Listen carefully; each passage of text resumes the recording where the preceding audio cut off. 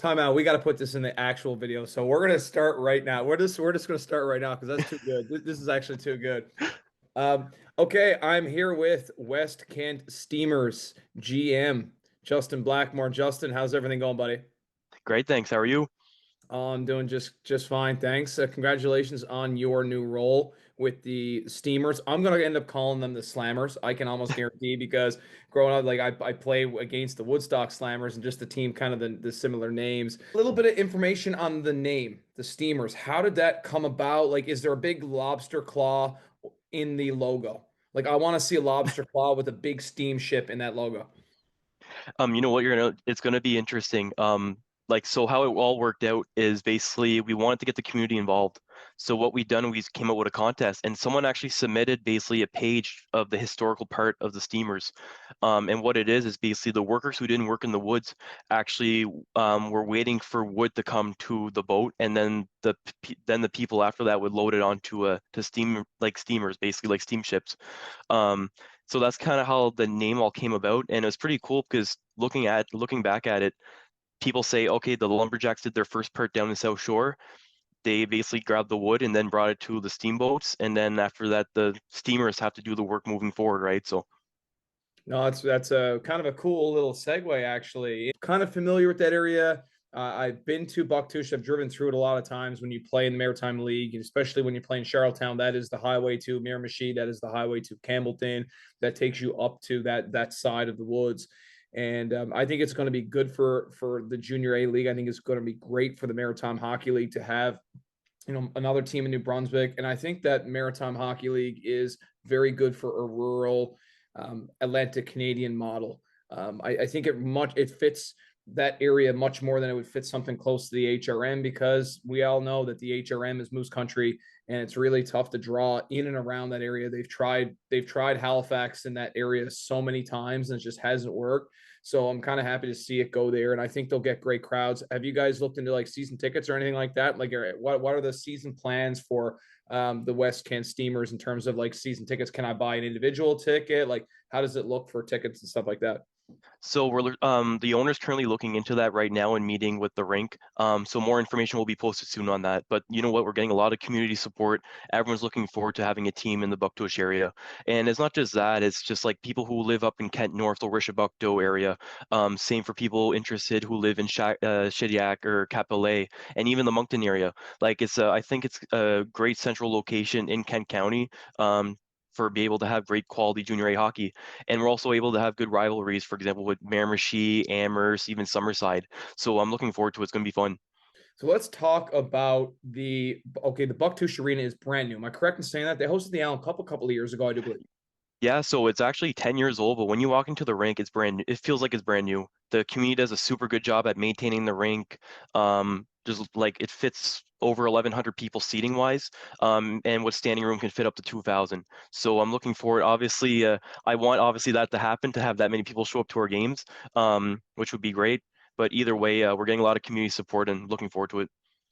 These types of teams, Justin, they can't survive without the community support. You need the local businesses, you need the local sponsorships. And I played in Amherst, I played in Charlottetown, playing in Amherst, like everybody, every community locally or every business in the local community supported the team.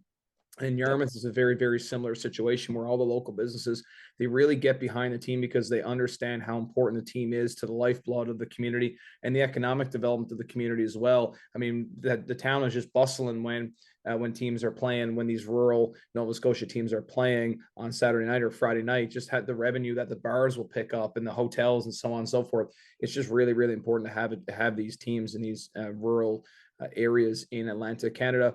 And let's talk about, you were initially a scout with the Bridgewater Lumberjacks. I guess a little bit of background history here. This West Kent Steamer team was initially in Bridgewater. They were the Lumberjacks last season and the past couple of seasons, now making the switch over. They're not an expansion team. They're bringing the players from the Bridgewater team, the stayovers and the players that are still of age. So let's kind of talk a little bit about your role as a general manager and how that's going to change from, you were initially a scout with the team. Let's kind of talk about how your role is going to expand. Yeah, definitely. So it's definitely going to be a big change and a big challenge. I'm definitely looking forward to it. For example, as a scout, I would just take care of the New Brunswick PEI region. Towards the end of the season, I would try to get free agents from New Brunswick to come down to Bridgewater, which is not obvious to do as well, because kids definitely want to play closer to like an area like Hamilton or Grand Falls or Edmonton or a team up in the North Division. But for myself as a general manager now, I'm definitely overseeing the scouting staff as well. So we got a guy in Newfoundland, Charles Dyke, and we got a guy in Nova Scotia so far, so Mark Chisholm, to support me in those regions. And also I'll be taking care of basically building the best team possible, no matter if it's through free agent signing or player transactions within the league or elsewhere. Um, for me, obviously, I want to increase the local factor of having more New Brunswick players. But at the end of the day, I want to build the best team possible, no matter where the player comes from at the end of the day. So I'm looking forward to it. And earlier we were just kind of chatting a little bit, like probably 10 minutes before this started, and you mentioned that you approached the ownership of the Lumberjack Steamers and said that you had a plan. Anyway, we can kind of elaborate a little bit on how you got this job. Yeah, so basically towards the end of the season, whenever Kevin Mitchell left to join the league as the director of hockey ops, it kind of brought it just curious, like I came to mind. I was like, you know what, being a general manager would be pretty cool in the Maritime Hockey League. I know I'm young. I know I'm only 25 years old. I don't maybe have the experience as other people have within the league or in Atlantic Canada. However, I did approach the owner towards the end of the season, and we kind of chatted just to see what my role would be in the future in the organization. And whenever the GM position popped up, I seriously told him, hey, I would be 100% interested. I prepared a little 2 or 3 page document on my plan moving forward. If the team did go to Buktush relocation wise, which it did, which is awesome. And basically, yeah, he gave it to me at that point, which I'm very fortunate and very lucky to get the position, because it's something that you dream of. It's something that when you're 15, 16 years old, like never I would have thought saying, hey, you could be a general manager of a junior A team. So yeah, it's awesome. Like I say, I'm living a dream. So this is a dream job for you. Being a general manager of a hockey team, whether it's junior A, major junior, pro, this is the direction that you are definitely interested in pursuing in your hockey in your career and in life. This is the direction that you want to go.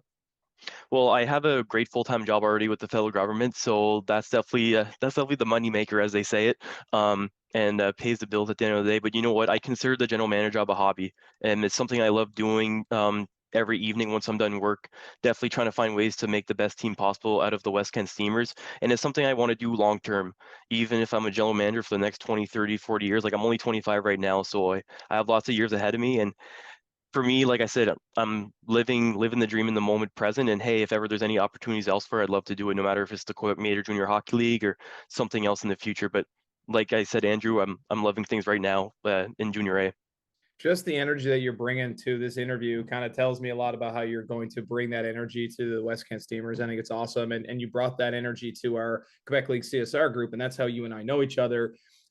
So you were the New Brunswick rep for one season. You got to spend some time with the Maritime Scouts, myself, Taylor Burke in Nova Scotia, and Credo McAuliffe in PEI. And we're going to talk a little about Credo. You got to spend some time with him in April at the Q Cup in Montreal. Just talk a little about him, because personally speaking, I absolutely love this guy. I think he's very, very underrated as a hockey mind and as somebody that evaluates talent. He's been around the game for a real long time and a good person for the Maritimes. Even though he is from Quebec and he's from Montreal area, he really advocates for kids in PEI and for kids in Atlantic Canada in general.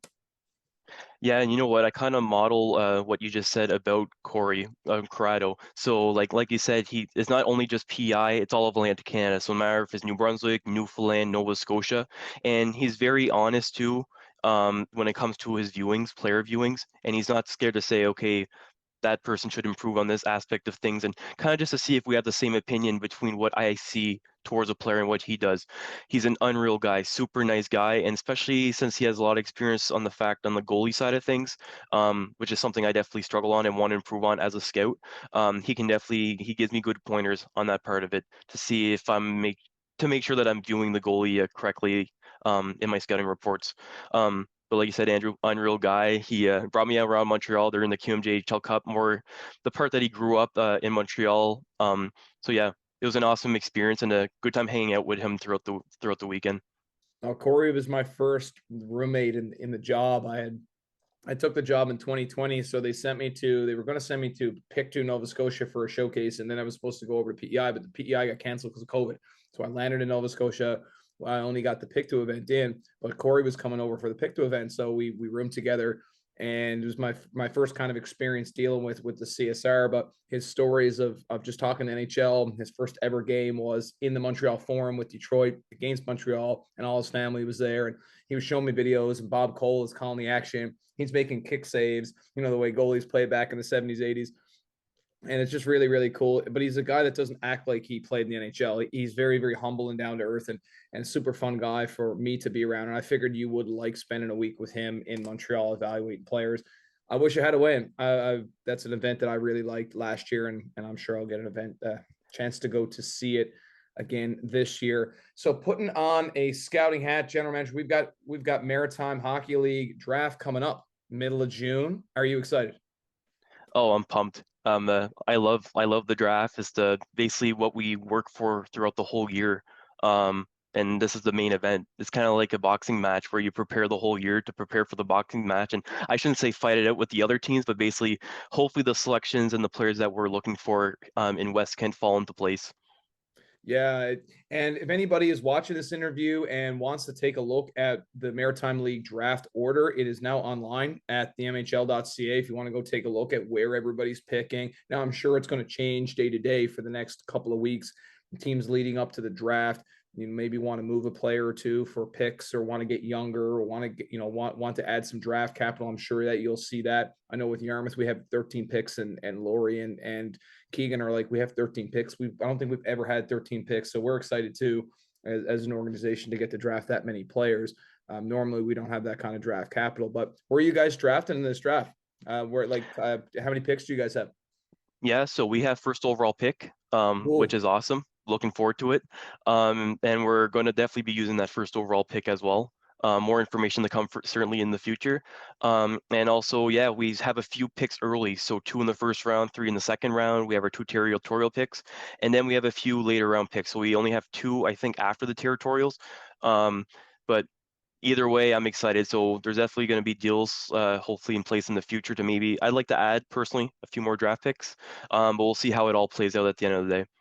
Well, that might end up happening where you have a player that wants to stay close to Halifax or wants to stay in Nova Scotia in that province, where you maybe make a swing of deals so that you can give up somebody that's, maybe a local or from that area to pick up a draft pick or two. So that could very well happen. Well, you're not going to have any spoilers. I mean, you're coming right out and saying first overall pick is ours. We're not moving it, and you guys are definitely keeping it. So that's definitely a cool situation for you guys. I'm super excited to see who you end up taking. I think this is a good class in the Maritimes. To be honest, I think the 07s there's a lot of junior A caliber players. What does Justin Blackmore look for in a hockey player? What are some of the qualities that you would look for in a player? Because these videos are designed to do it for educational purposes. So if players watch them, they can say, okay, this is what a junior A GM is looking for. So give us a couple of things that you're really looking for. Yeah, so I'm big on 2 things. First of all, skating ability. The game's so fast nowadays compared to years ago that you need to skate to get to the next level. A lot of the times you hear a player saying, oh, he didn't get to the next level because he can't skate. I know a lot of people like size, but size, like I find size is not it. The player needs to skate to get to the next level. Another thing too is obviously hard work. You need to have that effort level to get to the next level. Look at guys in the NHL. Some guys in the NHL aren't as skilled as Connor McDavid and Leon Draisaitl and other guys like that. But you know what? They put the work in, and that's why they're in the big leagues at the end of the day, right? No matter if they're playing pro, NHL, American Hockey League, wherever it is, right? And those are the 2 main things for me. Obviously, you got to have the IQ, but if you don't have the 2 abilities of skating, just any type of skating, so your edge work, your speed, your agility, and same thing, hard work. You need to have the hard work to get to the next level.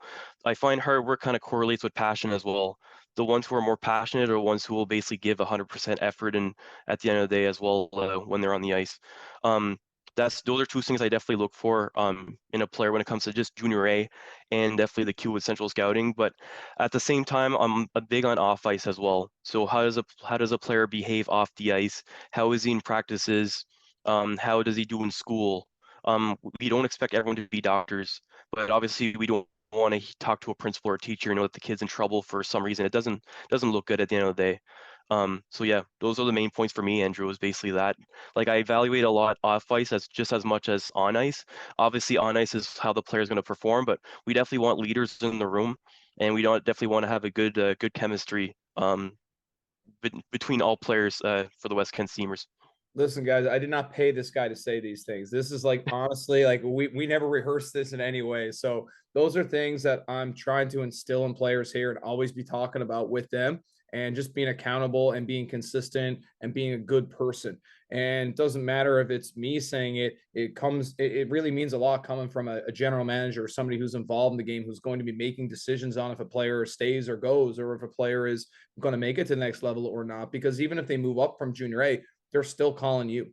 And that's one thing people have to understand. The hockey world is small. You can almost the old 5 degrees or 7 degrees of Kevin Bacon. You can refer any actor back to Kevin Bacon. It's like hockey is no different than you're probably asking someone who knows someone who knows somebody here who's saying, "Hey, listen, I really like this guy. I advocate for him." And if you got a list of people who are advocating for you, there's a better chance that you can make it to the next level than if you don't. So I think that's a really good point that Justin made there. Of we're looking for good people, not just good players with any organization. And if they're not looking for good players, I'm really concerned about that organization. I don't know how good they're going to be.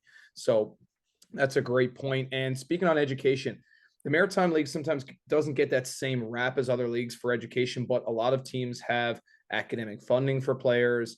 They have packages where players can get some of their schooling paid for. Will the West Kent Steamers have anything like that? Whether they do like some type of bursaries or anything like that? It is definitely one of my priorities to look into. I need to speak with the owner moving forward in the future to see how can we improve things education-wise for the players. As you might know, Andrew, the Moncton area has a lot of educational options, not just in French, but also English. For example, West Kent Steamers, people might not know. They think, oh, the whole area of Bouctouche is all French. That's not true. There's an English high school actually only 10, 15 minutes away in the town of Rexton. So there's a lot of educational opportunities, and definitely I want to make sure that's also a priority outside of their hockey goals, is also their educational goals. So let's say a player wants to do university courses while playing junior A hockey. Hey, I'll do what I can to make that happen, no matter if it's in person or online. I think that's a really good point to make. And in Yarmouth, we do the same. Like we have bursaries like financial aid for players that are going to school.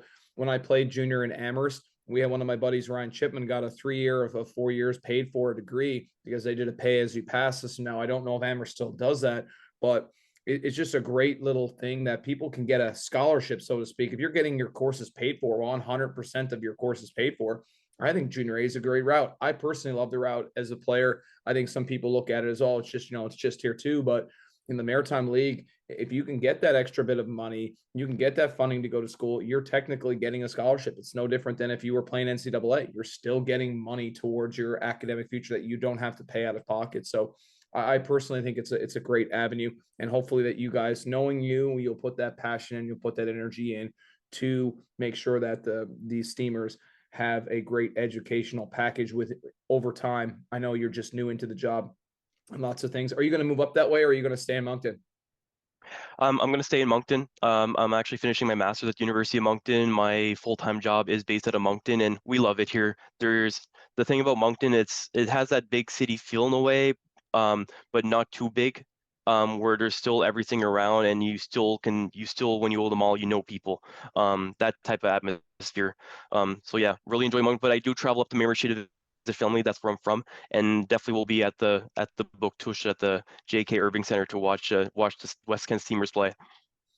Yeah, and Moncton, that's one thing. I was just there recently. We took teams to the Andrews Hockey Beast to the East event, and it was a good event. But Moncton overall, it's a great place to have tournaments. Like it's very centrally located. You can fly into Halifax if you want. Just drive the 2 hours. It's all divided highway. There's enough there that there's plenty of hotel options. We did a Moncton Wildcats dressing room tour, which was pretty cool. So special thanks to Josh Heptich and Rick Melanson for giving us the tour. If you're watching this, guys, really appreciate that. Actually, we'll go Mem Cup first. Why not? Let's go QMJHL. Are you surprised to see Quebec beat Halifax, and are you surprised that Quebec are doing so well in the Mem Cup? I think Quebec has a lot of experience, and I shouldn't say that Halifax doesn't. Halifax obviously has an excellent hockey team. Halifax, unfortunately, was more beat up in the finals than I expected. And I read an article actually, I believe it was this morning, yesterday morning, about the injuries that came across after the finals. And it is unfortunate. I think Halifax played hard. I thought Quebec was going to beat Halifax a lot more.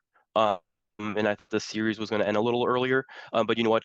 It was a very close series. So props to both teams. It was awesome. And Memorial Cup, that's going to be interesting too. Quebec has an awesome team, but you know what? Like a team like Kamloops, Seattle, unreal. Like you look at the amount of experience, like even like NHL draft picks on Seattle's team is unbelievable. So it's gonna be great hockey to watch.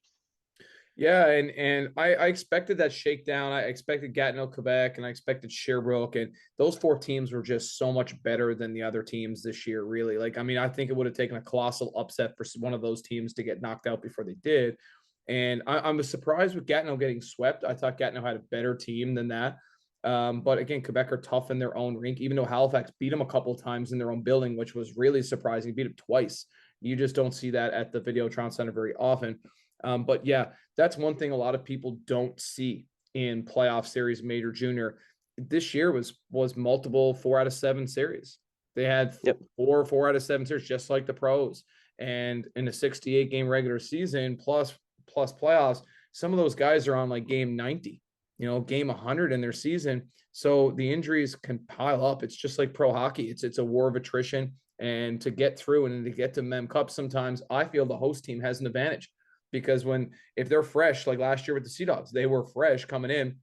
They had a month off, and everybody else was coming in, and they were all banged up from playing 100 games. And you come in, and the Sea Dogs win, and some people are like, "Geez, the host won. That shouldn't happen. They were knocked out in the first round, but they were fresh." So Yep. it definitely plays into the equation. And shifting gears to the NHL, we'll shift over there before we say our goodbyes. What are your opinions and thoughts on the NHL playoffs so far to date overall? So my hockey pool has been messed up since the first round. Hmm. Definitely my predictions are out the window. But you know what? I'm more than happy for like an organization like Florida. I know the attention in Florida has like the state of Florida has been on the Tampa Bay Lightning for the past few years. And you know what? Matthew Tkachuk has definitely turned that team around. I'm a Flames fan growing up. Now I was very sad to hear that whenever he got sent off to Florida. I wasn't too happy about that. And definitely he's turning himself into an excellent hockey player at the end of the day, and basically a team to watch for in the future. Like having guys like Barkov and Kachuk, like that's my prediction for the final. No matter how it turns out on the West is actually going to be interesting on between Vegas and Dallas. AP, who are you going for? Well, I did a kind of like one of those podcasts. I will put the link to that podcast in the description. It was one of those ones for his Patreon, and I picked the Hurricanes and I picked Dallas. Now, up until game 4 of the Dallas series, I was almost in a situation where I was going to go 0-8. Now, that was like kind of a shot to my ego because thinking, okay, I know a little bit about hockey, and then going 0-8 in the conference finals. If anybody went and picked people or bet on games based on my opinion, they would have been completely way off, and I would have botched it on them. So I'm going for Dallas just to save face in that series. But Florida, I kind of hemmed and hawed on who to go with between Carolina and Florida because I felt that Carolina, okay, they had a real good forechecking team. They used 4 lines. They're pretty deep. They were getting Teravainen back. But then Florida had the star power. And sometimes you can't, when stars are hot, they can carry your team. And Tkachuk and Bobrovsky and their big guys really came to play in that conference finals, and they have came to play from the jump in this playoffs. They have been awesome. Carter Verhaeghe is so underrated. I mean, I'm a Tampa Bay Lightning fan. I wish we could have kept him after we won the Cup the first year that we won. We couldn't keep him. We just couldn't afford him. And Toronto, I'm sure Toronto would have still loved to have had him because he was initially a draft pick of Toronto. So that's one player. I feel like Florida, sometimes you get a little bit, you fly under the radar a bit with that team because Tampa's the team in Florida and they don't get huge crowds and the rink is really far away from Miami. But you can start to see the stars coming out now. Florida is that type of state, man. Like they don't really support in any sport. When you think about the Tampa Bay Rays, they're the best team in baseball. They can't draw flies. You look at the Miami Marlins, they won all those championships in the 90s and they couldn't draw anybody in the regular season. They had the best young team in baseball at one point. So it's like Florida only supports a winner in the playoffs. It's sad, but it's like that's the only case. And you're seeing that with the Panthers. they're getting the crowds now.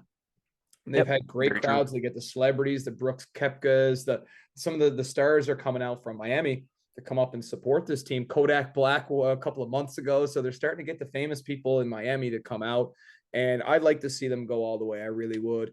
Matthew Tkachuk, the Rat King. Now I love that name, Teenage Mutant Ninja Turtles. So I think it's going to be interesting to see who wins in the West, and whoever wins in the West, those extra couple of games could make a big difference. Yep, definitely. It's gonna be interesting for sure. It's gonna be a great final. When are you guys starting your training camp with the Steamers? So we can only start our training camp, I believe, it's 12 days before Labor Day. So definitely the earliest weekend. I haven't planned that out yet. That's something we'll need to talk to with the future head coach. So as you might know, Andrew, we are having a job posting right now for a head coach of the West Kent Steamers. So the job posting should be done next Sunday. And then, yeah, once we have a head coach hired, that will be the first priority, certainly, is to plan a training camp out. Okay.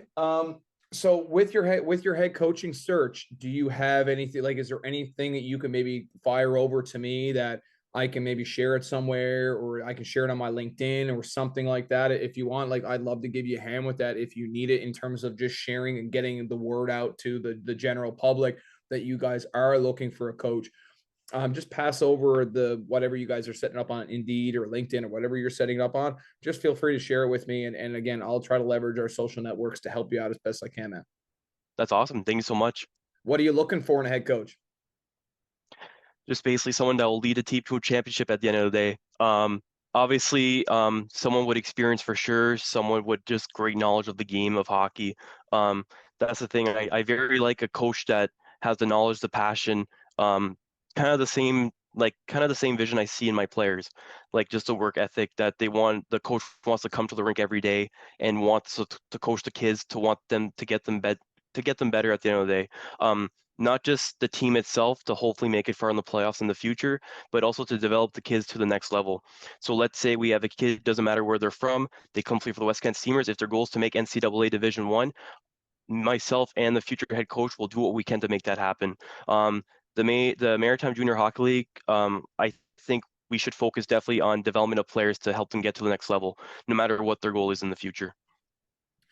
No, and I think that's a really good point. And sometimes we get caught up in winning as a culture. We want to win for our team. We want to win for the community that we're representing. It's win win win. However, at those junior A level, at every level that's not NHL, your mindset has to be focused on making players better, regardless of the scenario. And I think that that's great that you have that mentality as a general manager because it definitely opens up that when you have a great development program, you have a great model, you're going to be successful. And when you're successful, then players will follow and players will want to come. And I've got to give a shout out to Lori Barron for this because Lori has done such a great job in Yarmouth of developing not only a program that is successful year over year, but a place that players want to go to play. They have great fans, they have great community support. It's a place that, I mean, you ask people in Newfoundland and players here, like when you talk Maritime Junior A League teams, most of the players are like, oh, well, there's a lot of Newfoundlanders there. They play Newfoundlanders. They like them, but everybody that goes there has a good experience with it, whether it be, the people were behind them, the people there are very nice. They support the team. And that definitely makes the overall picture. Yeah, winning is great, but you want to be a destination program. And I really think that the West Kent Steamers can be with that leadership and that mentality that you have for developing players. I think that's awesome. That's exactly it, Andrew. Like you just said, like for example, I know like players will be like, oh, I want to play here or I want to play there, but I want the West Kent Steamers to be that next destination where the talk of the town in Newfoundland is, okay, after midget, where do I want to play? Well, I would like to play for the West Kent Steamers. Doesn't like I tell people, doesn't matter where a player is from. I want them to have the best experience possible in West Kent, the Booktouche, Moncton area, and I want to build the best team possible. So I want every single kid, no matter where they're from, especially Newfoundland as well. I especially want to develop. I especially want to support that area as well, of hockey, to make sure that every kid, no matter where they're from, has the best experience playing junior A hockey with us.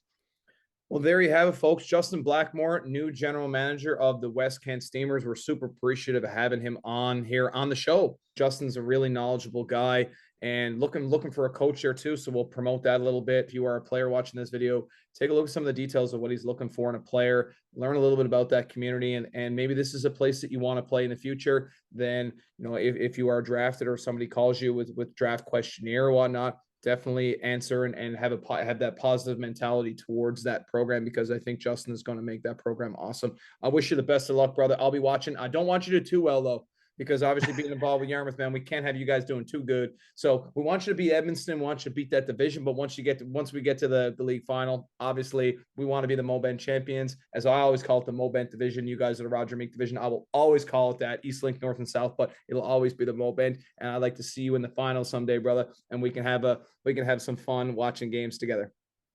Definitely. Thanks, Andrew, for everything. Really appreciated. You're welcome, buddy. Take it easy. Have a great night. Same to you.